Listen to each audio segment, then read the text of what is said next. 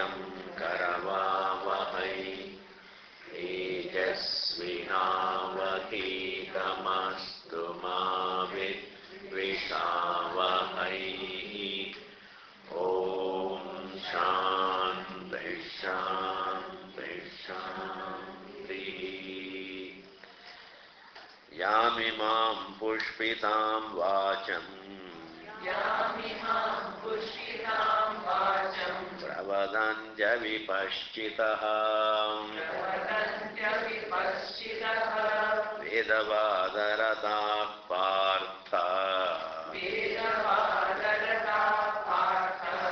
anyadasti vadinah kamatmana swargaparaha janma karma phalapradam kriya vishesha bahulam Yogaishwarya gatim prati Yogaishwarya prasaktanam Taya parita chetasam Vyavasayatmika buddhi Samadhau na vidhiyate Traigunya vishaya vedaha Nistraiguñyo bhavarjuna Nirdvandvo nitya sattvasthaha Niryogakshema atmavan Yavanartha udapane Sarvata samplutodake Tavan sarveshu vedeshu Brahmanasya vijanatah. So there is a crucial detail to be understood about our culture. One of the very crucial detail, every one of you need to understand this, that is, our Vedic rituals are very beautiful. Those who enjoy, they should enjoy it, but one should know that Vedic rituals do not form the central topic of Vedic culture. They are useful, but they are not the topic. That is not the central topic, the central theme of our culture. Whatever is the central theme of life, alone should be the theme of the culture. The theme, the central theme of the culture should not be different from the theme of the life. Therefore, by understanding the culture, I should be able to understand the theme of life. Therefore, the central theme of our culture is not just rituals, even though they are useful. Even to call them rituals is wrong. The translation for the Vedic forms of worship, to call them rituals, is a bad translation. It's a bad translation. And that bad translation we have accepted, and we have been living with that bad translation. We have been living with that bad translation.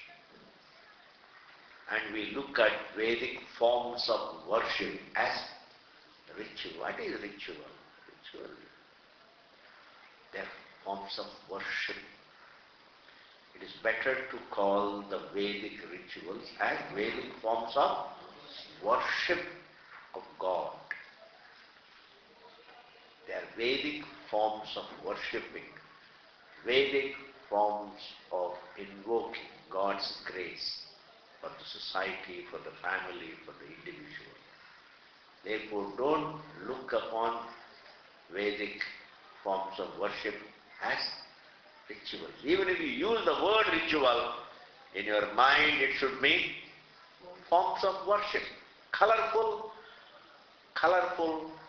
enjoyable, lively, colorful, lively, unfailing forms of worship. Musical, colorful, lively forms of worshipping God. When you worship God, it should be lively. When you are talking to your children, you are lively. You can't be talking to children with a morose mood.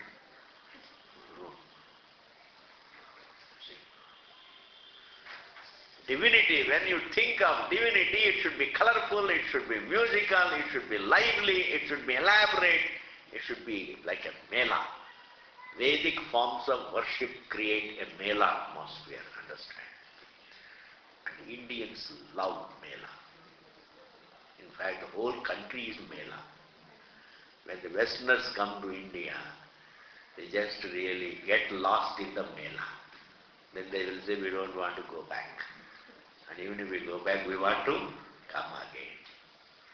I tell you, this is a peculiar mela. Every form of worship of God is like a mela. Why should we disown them? It is your property. It's a national asset. It's a national asset. Vedic forms of worship are an asset of this nation. Why should you lose it? It is our asset. It's a national asset. Every form of knowledge is a form of knowledge that is our asset. And therefore, Krishna says, enjoy the forms of worshipping divinity. But understand that itself is not everything. This is called being objective. You appreciate the value of a thing, but you also appreciate the limitation of it. Understanding value and the limitation at the same time is what is called being objective. This is what is called not going overboard about anything. It's called balance. You appreciate the value, but you also see the limitation. You are peaceful. You only see the value, but don't see the limitation, then you go overboard. Are you able to follow what I am saying? You have to first hear. Having heard, remember. Having remembered, look back. Having looked back, and then see what it means. Too many steps. I mean, you can't expect too many steps. हम तो थक जाके आते हैं, पूरा मार्केटों में घूम घूम के इधर आते हैं, थोड़ा आराम करने के लिए, so that we can go back. And then you give us so many steps to follow. Understand? Say you understand the value, appreciate the value of money, but also limitation of it. If you see only the value of it, not see the limitation of it, then you go overboard. That's called imbalance.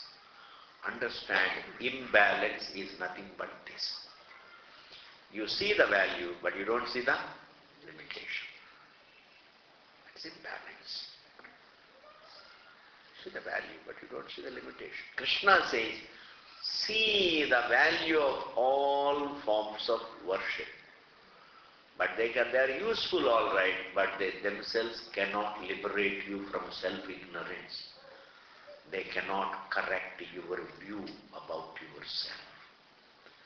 They cannot correct your view. You have a view, wrong view. that we are only this form, nothing else. It's a wrong view. It's a self-wrong view. And this view cannot be corrected by rituals. But short of correcting this view, they can give me a lot. Rituals can give me a lot, just short of correcting this view.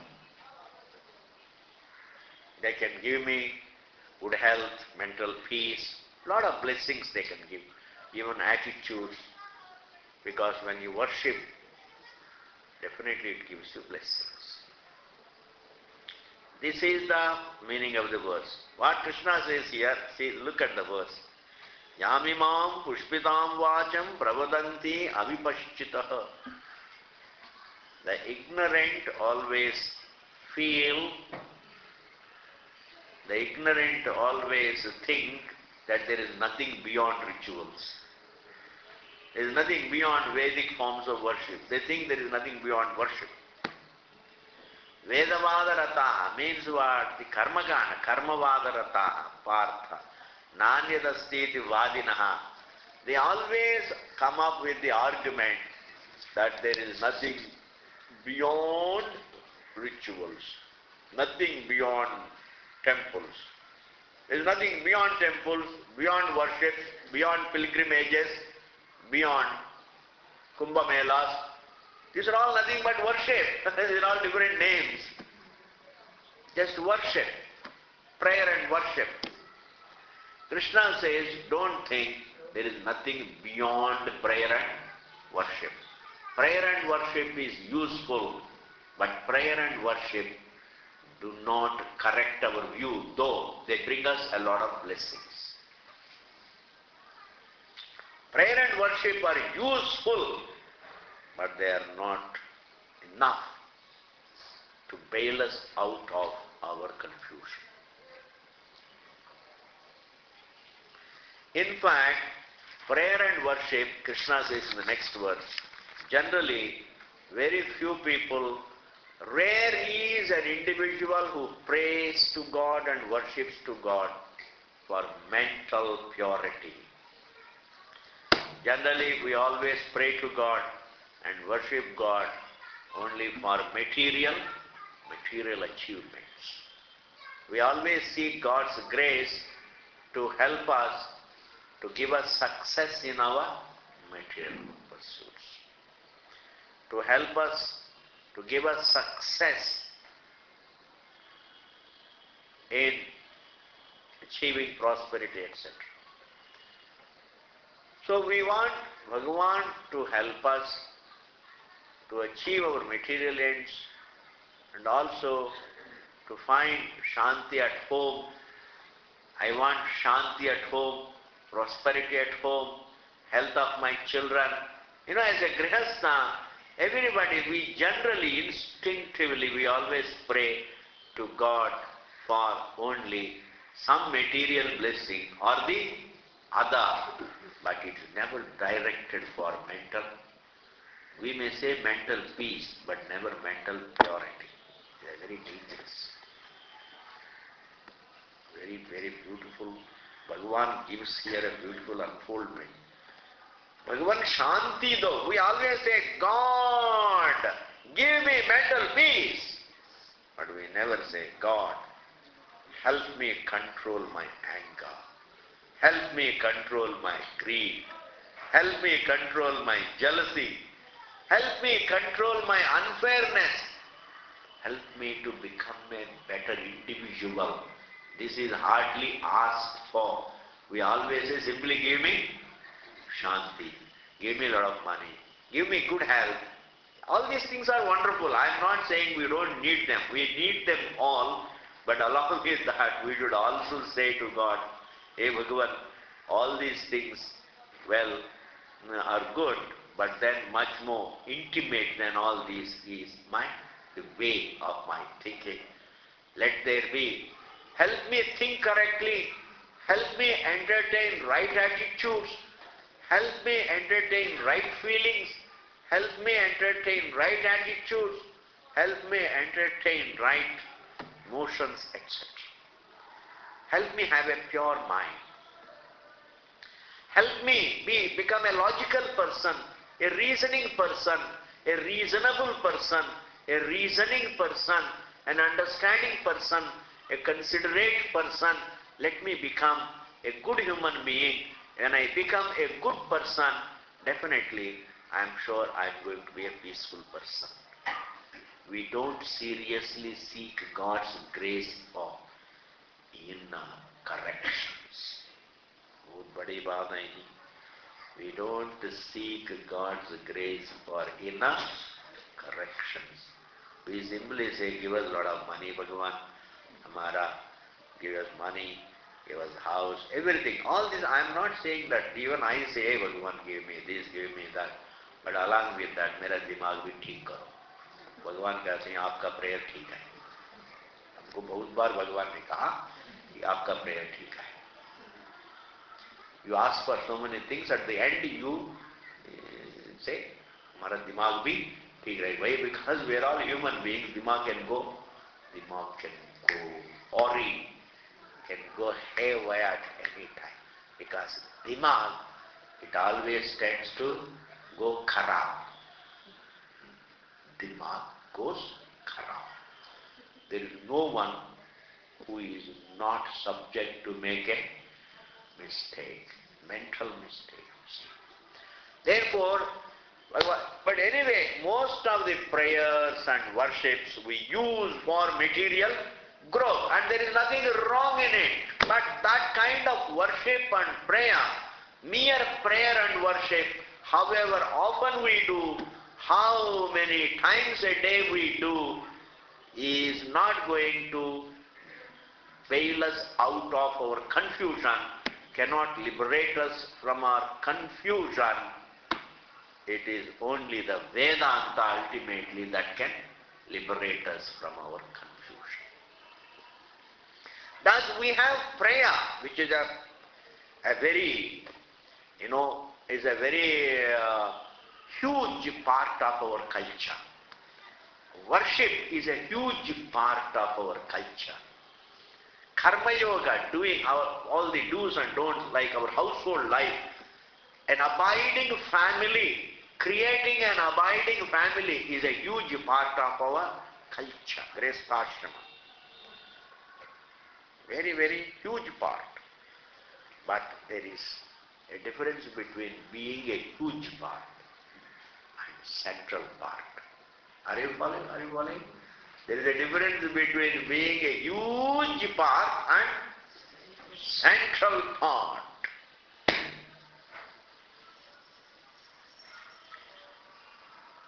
There is a difference between having huge body and the heart. You see? Vedanta is the heartbeat of our culture. Vedanta is the heartbeat. Because without that heartbeat, body, what will you do with a huge body? What will you do with a huge body? हाँ स्वामी जी, ये huge body तो मुसीबत है. What will you do with a huge body? Huge body minus a heartbeat. Huge body minus a heartbeat, what will you do? Therefore, Bhagavad Gita and Vedanta means Brahma Vidya, self-knowledge. The literature that talks to us, our nature, forms the central part of our culture. Whereas prayer and worship is a huge part. And family values, huge part. Having an abiding family is a huge part. Pilgrimages, huge part. Kumbh Melas, huge part. Dharma is a huge part. But self-knowledge, the central part of our culture, is the very heartbeat of Vedic culture. Because minus that heartbeat, what will you do? What will you do? Therefore here Krishna says, Don't misunderstand your culture, Vedic culture, to be merely prayers and worships and Kumbh Melas and dips. These are all very good. They're all enjoyable. Ekadashi Vratam, Upavasa, fastings, these are all wonderful. Mahatma Gandhi did not require Brahma Vidya to liberate a continent. Simple Upavasa was good enough. Not able to follow. Mahatma Gandhi was able to liberate a whole continent on the strength of mere Upavasa, fast. Brahma Vidya अगर तू ले आते तो अंग्रेजी वाले पता नहीं दूसरा दिन ही भाग जाते. We did not require the strength of Brahma Vidya, but even simple Upavasa was good enough. But everything is else, मैं तो भोजन नहीं करना बस. Until you do this, मैं तो रोटी नहीं खाना. He was able to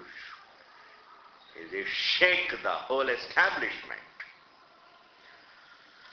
What I am saying is, these are all beautiful things. Prayers are beautiful, enjoy them. Worships are beautiful, enjoyable. Temples, all places of worship are beautiful. All places of worship are divine. All rivers are beautiful. They are all holy. Dips are holy. Melas are holy. Don't dislike anything. Once you dislike, then you start suffering it. Don't dislike things with which you have to live day in and day out. Don't start disliking things which you have to live. What is the use of disliking your parents-in-law when you have to live with them? Therefore, things that we have to live with, we have to learn to love. There lies the wisdom. Learn to love the things with which you have to live. Are you able to follow? Learn to love, learn to be nice, learn to have good feelings. Learn to have good feelings for the things with which you have to live. Similarly, what is the use of really hating temples again? Right in front of your house there is a temple. This temple I don't like. Morning you get up and say, oh Ramachandra. That means what are you doing? You are being wise or unwise? You are being stupid. Why make yourself unhappy by disliking a temple or any place of worship for that matter? Let those who are enjoying, let them enjoy.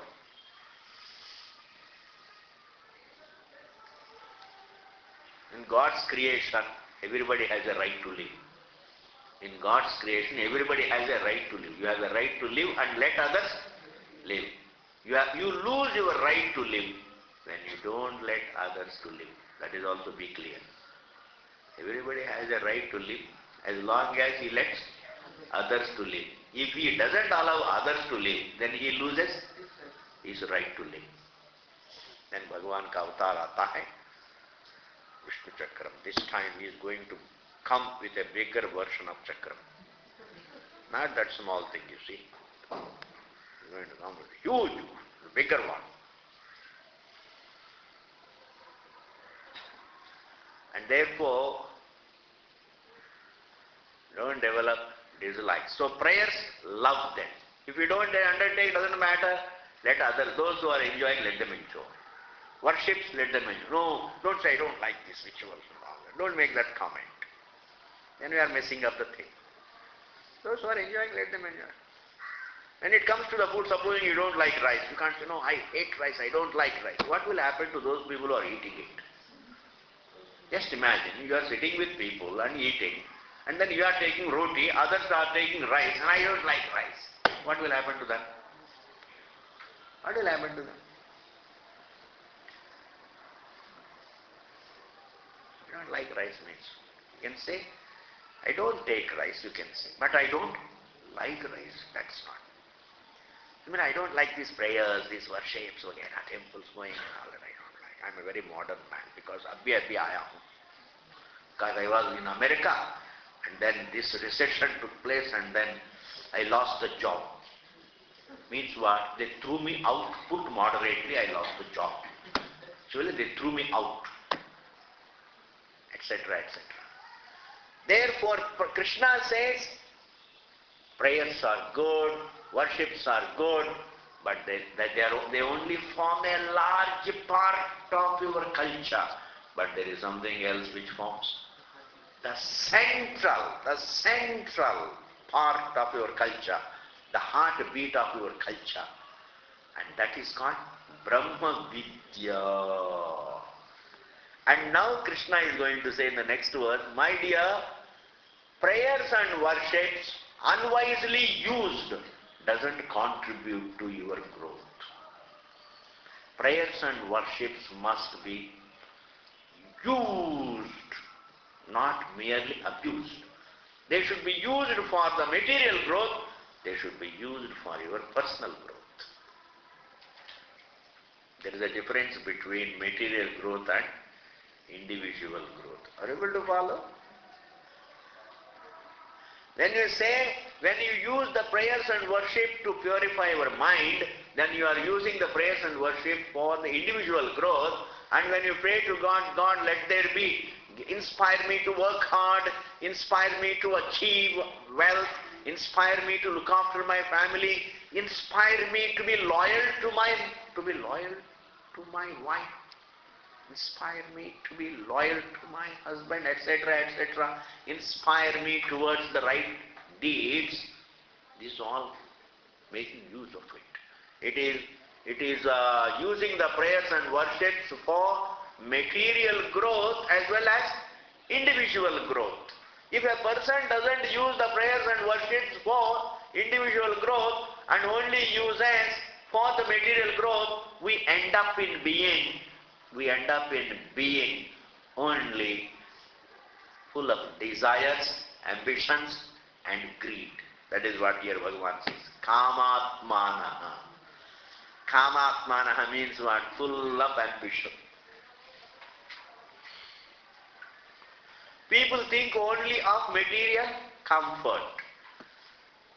So if I have ambition only for material comfort, and if I use the prayers and worships only for material comfort, then I become what? Kamatma. Kamatma means what? I become synonymous with ambition. As an individual, he just can't think anything else except ambition. Ambition means what? Pleasure, material. Kamatmanaha. Swargaparaha, dedicated to material comfort. Swarga is just a realm of comfort, material comfort. We become dedicated to material comfort, we become dedicated to material pleasure, we become dedicated to material abundance. And we use the prayers and worships only for material comfort and abundance. Janma karma phala pradam. And then this approach can only give me, Janma, Karma, Phala, Pradam will only give me the result of being born again and again, dying again and again. It doesn't really bail me out of the struggle. It's a very beautiful thought, try to follow. This dedication to material comfort, this dedication to material abundance does not end my struggle, it only perpetuates my struggle. That is why it is called Janma Karma Phala Prada, Dene Wala, Phala Prada. Kriya Vishesha Bahulam. It is a struggle that involves too many. This is an approach that involves too many kinds of struggle. Kriya means struggle, action. Vishesha means variety of actions. Bahulam and too many. This is an approach that involves endless struggles. Why? Whether it is prayer, supposing I pray only for material abundance. I pray for only material abundance, nothing else. Is that prayer, will it end ever? I want you to understand, the prayer for material abundance never ends. Why? Because no abundance is enough. I want more and more and more. When the desire is for more and more, then I am all the time praying for more and more. The desire for more and more only makes me pray also more and more. Therefore, prayer becomes endless, worship also becomes endless. Prayer for material abundance becomes endless. Worship for material abundance also becomes endless. It is endless. It is confused. Supposing I pray for my growth, I worship also for my growth. Both. Not that really Krishna says don't pray for wealth. He doesn't say that. He says you pray for wealth. You pray for anything for that matter. But mind you, but keep in mind, always keep in mind, never lose sight of the fact that you need, as an individual, you are in need of growing. You are in need of becoming wiser and wiser. You need to grow in your perception about yourself. You need to grow in your perception, right perception about what you are. You need to have better and clearer perception about yourself. Therefore, if you work for abundance around, and then if you yourself remain a pygmy, if you remain a pygmy, a lilliput, small little thing, as an individual, I'm a Karapati and I remain the same, then I can get into trouble. It doesn't give you much. In this context, let me tell you one thing. Bhagavan says, Nacha bhavayata shantihi ashantasya kuta sukham is a phrase. Bhagavan himself says, hey, if you don't grow, you are not peaceful. If you don't grow as an individual, you are not peaceful. You are not peaceful. You can't enjoy what you have. You can't enjoy your house if you remain. Therefore, Shanti is not the result of outer abundance. Shanti is the result of inner growth, inner purity. I am going to say it again. Peace is not the result of outer abundance. Peace is the result of inner growth, inner purity. As an individual, I have to grow. And growing means I have to think more and more correctly.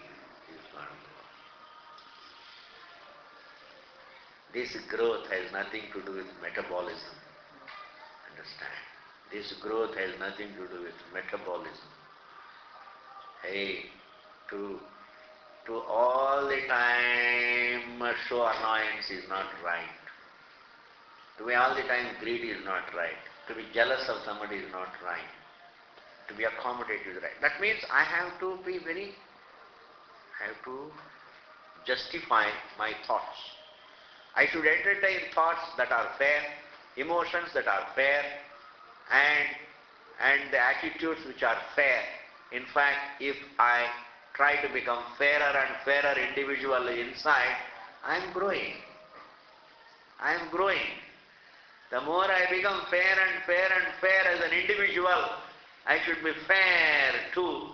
I should be fair to myself, fair to the culture, fair to the nation, fair to the family, fair to the birds, fair to the animals, fair to God's creation. I should be a fair individual. As a fair individual, well, the whole creation looks upon me as a friendly individual. You see, the whole God's creation looks upon me as a friend, eco-friendly jiva. Bhagavan's creation will look upon me as eco-friendly jiva. And if I am unfair at every turn, I am unfair to everybody, unfair to myself also, unfair to everybody. Because the habit to be unfair to others will ultimately boomerang on yourself. You understand?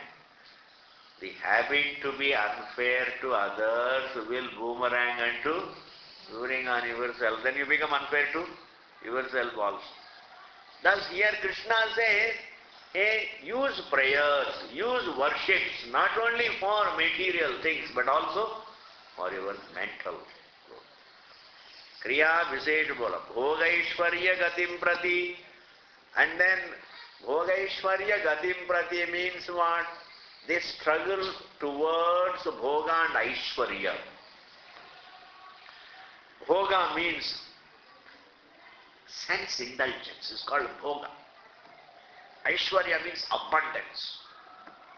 You have a lot of money and you are interested in indulging in it. You understand? Bhoga? Bhoga means not really, Bhoga is nothing but sense indulgence. Anything that promises a little taste, you love this and you overindulge in it. You love sweets, overindulge in it. You love Sandesh, send somebody to Calcutta and bring it here. Why you have got money? Or you just telephone somebody, please send Sandesh immediately with a person. Send it by next flight. This is what is called using Aishwarya for Bhoga.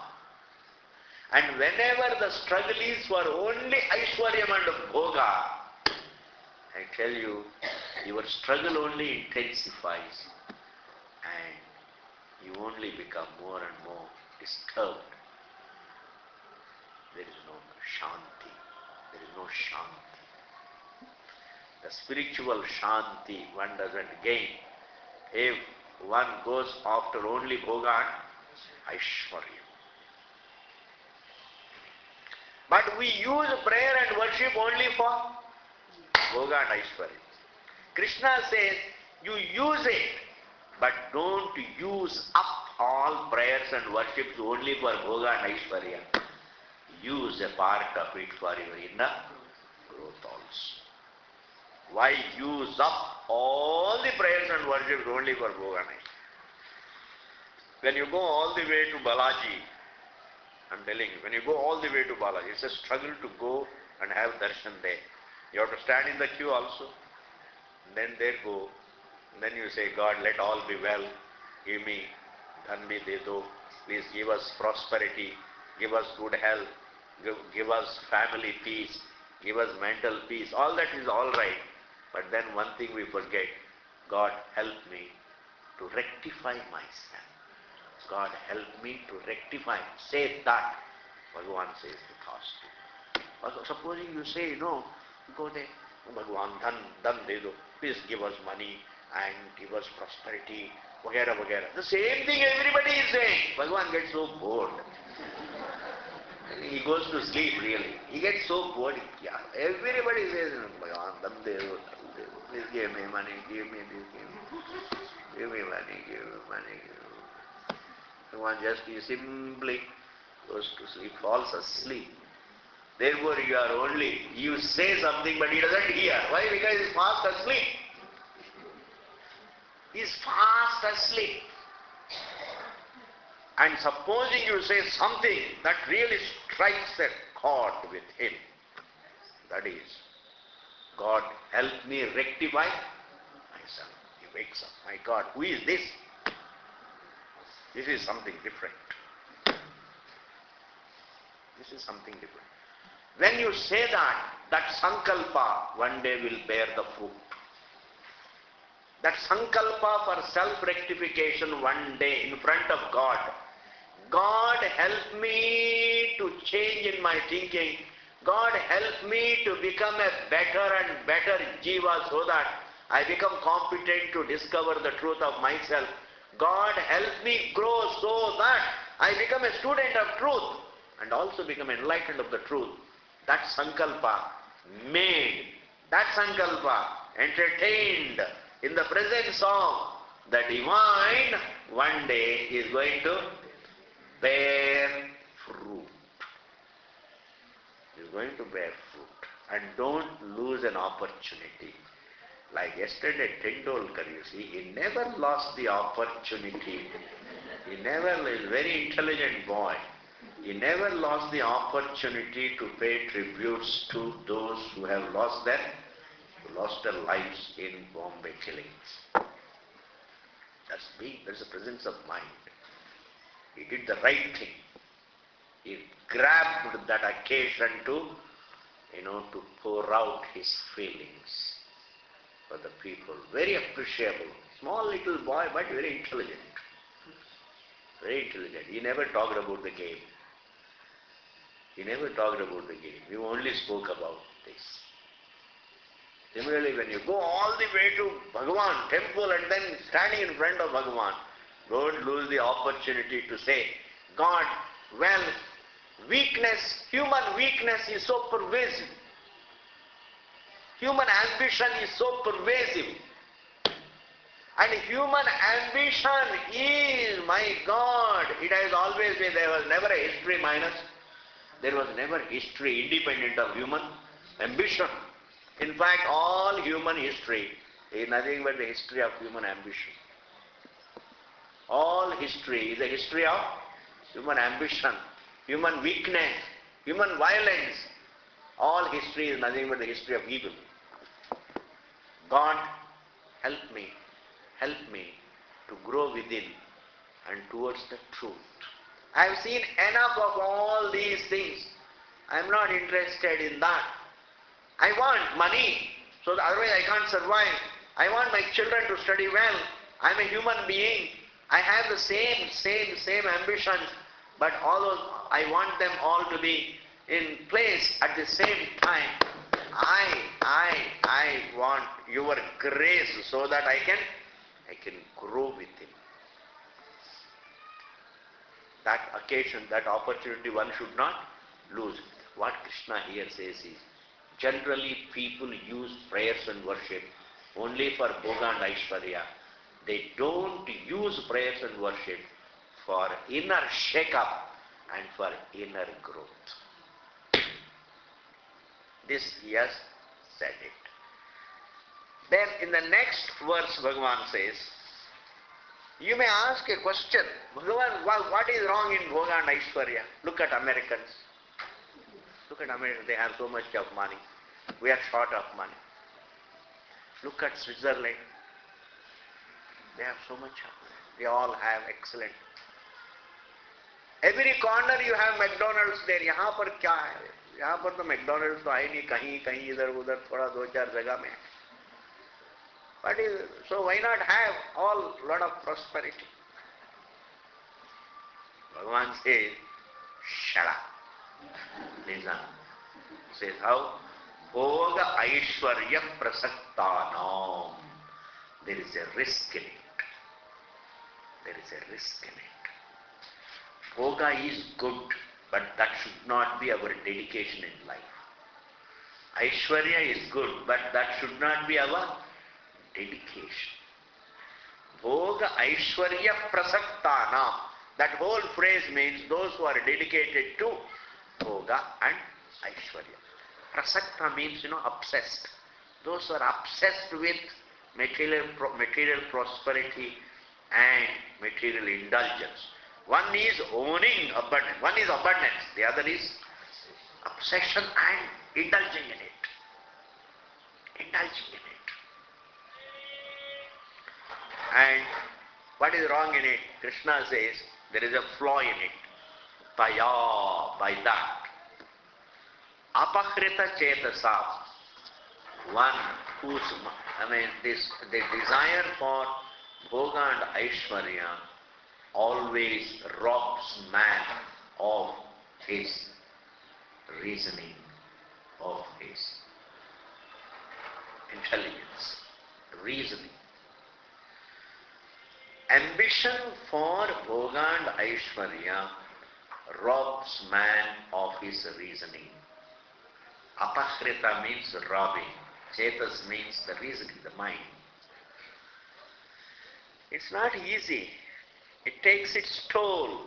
It really, sometimes supposing if I have, if my dedication is only for abundance, then I sacrifice even reasoning for it. Understand? I'm going to tell something very interesting. Listen to this. You are ready to sacrifice the whole God's creation. You don't mind sacrificing everything in the creation for the sake of something with which you are obsessed. Understand? For the sake of the girl whom you want to marry, is just, He is just out of college and he has fallen in love with a girl, and that girl happens to be not belonging to that boy's community, some other community, but he is ready to sacrifice his parents, his mother, his father, his company, his business, his money, even Bhagavan. He doesn't mind even changing Bhagavan. He doesn't mind changing Bhagavan to get that girl. Understand? When you are obsessed with something, you lose your reasoning. Why? Because you are ready to sacrifice every sane thing also to get for that insane obsession. We lose reasoning, understand? It's a very big loss. Because we are what we are as long as we are reasoning. That is why Taya apahrita chetasam, for them, those who are obsessed with bhoga and aishwarya, vyavasayatmika buddhi, the right vision, the right attitude, the right approach in life, the right perception, the right reasoning, the right attitude, the right behavior, vyavasayatmika buddhi, samadhau, in a composed mind, na vidiyate, is not possible, doesn't happen. Right attitudes, right visions, right approach, right behavior, right lifestyle doesn't happen in a mind which is totally obsessed with bhoga and aishwarya. Doesn't happen. It is God's word. Obsession with bhoga and aishwarya doesn't allow right behavior in life, right attitude in life, right attitude in life, right behavior in life. Right perception to bahut dur hai. Even simple right behavior is not possible, right attitude is not possible, right vision about the truth, of course, is not possible. Therefore, it is important to understand that bhoga and aishwarya, you understand, is a distraction in life. You can use aishwaryam for healthy living. Don't use aishwarya for bhoga. Use aishwaryam for health and peace. Use aishwaryam means lot of wealth. Use it for health and peace. Use aishwaryam for health and peace. Don't use aishwaryam for bhoga. And because wherever there is bhoga, then what is the next step? Roga. Bhoga leads to roga. Haji. Paschadhanta sharire roga. Bhagavan Shankaracharya says. You see, the first one, a person goes after bhoga, and paschat, alas, thereafter, alas, there is only roga in the body. Bhoga doesn't take you to moksha. Therefore, wealth should be used to live a healthy life. Use money for your health. Use money for right food. Use money for right exercises. Use money to get time to have exercises. Use money to buy time so that you can use it on your health and peace. Use money to buy time so that you can spend that time on your health and peace and education and spirituality, etc. In fact, if wealth doesn't give me time, then what else is it meant for? If a rich man says, I have no time, then what is the use of having money? If a poor man says, I have no time, it's absolutely understandable because he has to earn his food.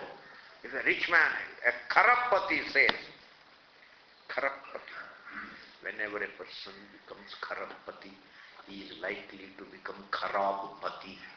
Please understand. There is a danger. There is a danger. Every wife of a Karapati better watch out. And therefore, if he also says, I have no time, then there is no use. Therefore, here Bhagavan says, Vyavasayatmika buddhigi samadhau na vidiyate. Now, I am summing it up. Composure cannot be gained with dedication for Bhoga and Aishwarya. Number one. Reasoning is not possible along with the dedication for Bhoga and Aishwarya. Growth, inner growth is not possible along with dedication for Bhoga and Aishwarya. Why? Because one is the North Pole, the other is the South Pole. Dedication for darkness and light can't go together. You can't have two. One is I am dedicated to grow up in the dark. I am also dedicated, supposing I want to have dedication to live in light. Can I have? Can I combine dedication to grow up in the dark and dedication to live in light? Are you able to follow? Can you have desire for both light and darkness? You can't have desire for both light and darkness. The desire for Bhoga and Aishwarya is like the desire for darkness, whereas the desire for composure, peace, growth, happiness, that is all like the desire for light. Desire for the light. Are you able to follow? And therefore, Bhagavan says, Vyavasayatmika buddhihi, the right attitude, the right perception, etc. is not possible in the minds of those people who use up prayers and worships only for Bhoga. Aishwaryam is good, Bhoga is not good. I am never against Aishwaryam. Krishna is not even against Aishwaryam. He is against Bhoga. Use Aishwaryam for spiritual. Even Bhagavan Ishvara has got Aishwaryam. I want you to hear that. Bhagavan Vishnu has Lakshmi with him means what? Aishwaryam. But he doesn't abuse Aishwaryam. He is a tapasvi. He has Aishwaryam, but he is a tapasvi. Bahut badi baat hai ji. If a rich man is a tapasvi, he is a peaceful person. He should be like a Janaka. Raja Janak was he had Aishwaryam, he was rich, but he was a tapasvi. Tapasvi means disciplined.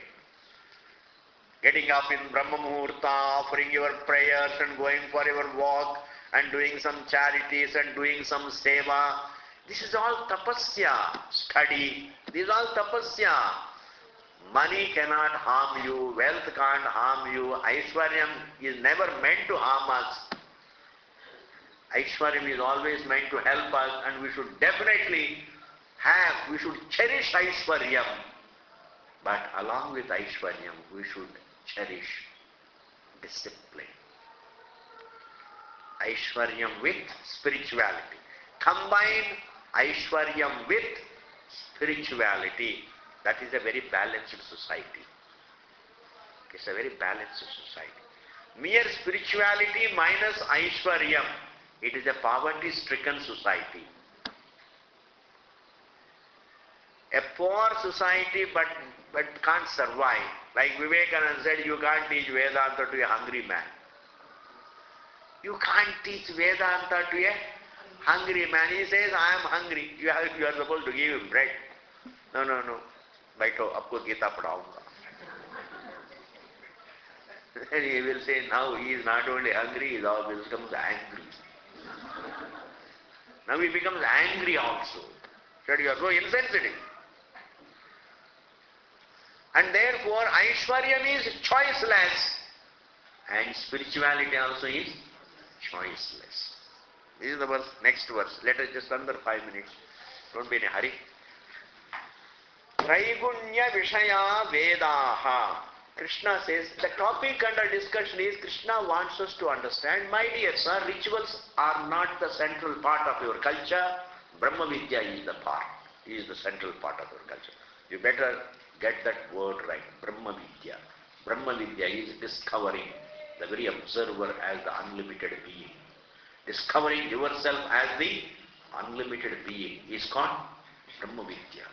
In fact, the Indian Vidya is Brahma Vidya. That is why this is called Bharata Varsham. Bha means Brahma Vidya. Rata means the one who revels. Bharata means a land in which people revel in Brahma Vidya. That is why it is called Bharata Varsham.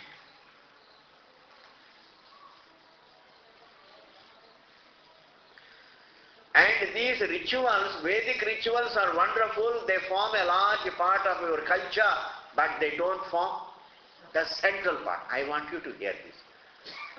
Forms of various prayers and worships form a large part of our culture, but they don't form the central part. The central part of our culture is Brahma Vidya, Bhagavad Gita, Vedanta.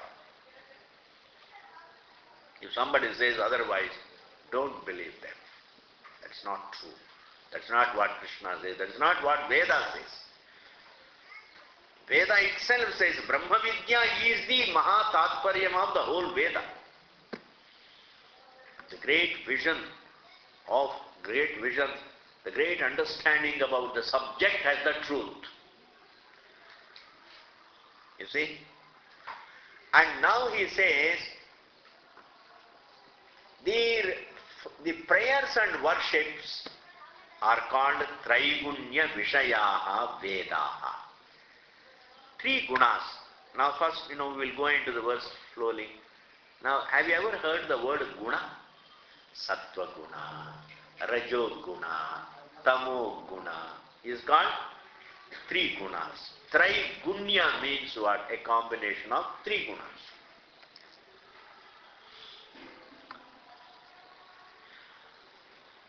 Traigunya Vishayaha means pertaining to the three gunas. Vedaha means all the rituals. That Vedaha means rituals. All the Vedas means Karma Kanda. When I follow Karma Kanda, it does not really liberate me from my ignorance, but it can help me within the creation. It can help me within the realm of three gunas. Within the realm of three gunas means what? Within the realm of Srishti. This Maya is called Trigunatmika Maya. This world is inert, is Tamoguna. Understand this point clearly. This is called Tamoguna. Because it's not conscious. It's called Tamoguna, inert matter. And there is vitality of action. Every physical body has certain energy, physical energy, biological energy. That is called Rajoguna. Sense perception is called Sattva-guna. This is one way of looking at it. What is this world? Objects, actions, perceptions. Perceptions called Sattva-guna. Actions come under Rajoguna. Objects come under Tamoguna. This is what we call a bird's eye view of the what we call Sattva-guna, Rajoguna, Tamoguna. And now if you look at it, in a different way, you take the mind. Mind itself can be viewed to have Sattva-guna, Rajoguna, Tamoguna. Certain thoughts are sattvic thoughts, certain are rajasic thoughts, and certain are tamasic thoughts. Thus the mind also has got, all the thoughts can be brought under three categories called sattvic, rajasic and tamasic. And this is all going to be said later on, but right now I want to introduce this topic. One division is perception is sattva, action is rajas, and inert matter is tamas. And if you analyze the mind has got three classes of three types of thoughts.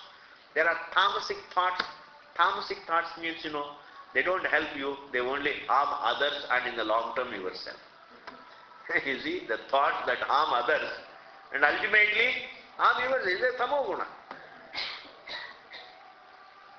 Erroneous, viparit. And then Rajoguna means really you are really give more importance to ambitions and achievements and bhoga and aishwarya. You don't harm anybody, but you work for your bhoga and your aishwarya. It's a rajoguna. It's called in the form of ambition. Sattva guna means you want to grow inwardly. You want to better yourself. Just as you want to better your economic situation, there is a genuine effort to better your material situation. If a person makes a genuine effort to better his inner situation, to better his thinking, to better his individuality, to better his thinking, his attitude, then that is called Sattva Guna. The effort to become better and better person is Sattva Guna. The effort to better and better one's material situation is called Rajo Guna. And to pull others down, Tamo Guna. Really, this is the division Bhagavan is going to show later on.